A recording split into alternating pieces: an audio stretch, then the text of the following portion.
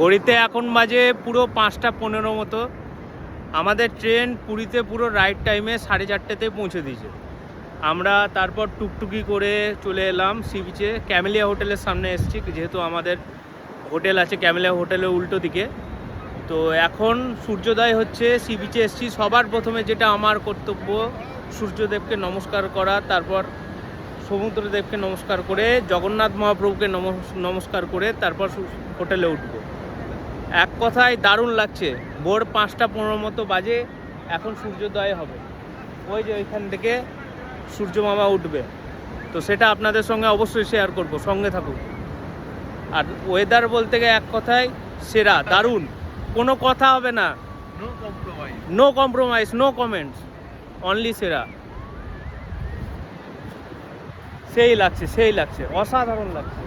যতবার পুরীতে আসি না কেন একদম পুরো নতুনের মতো মনে হয়।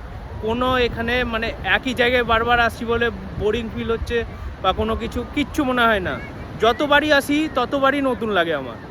এটা সবই জগন্নাথ মহাপ্রভুর জন্য।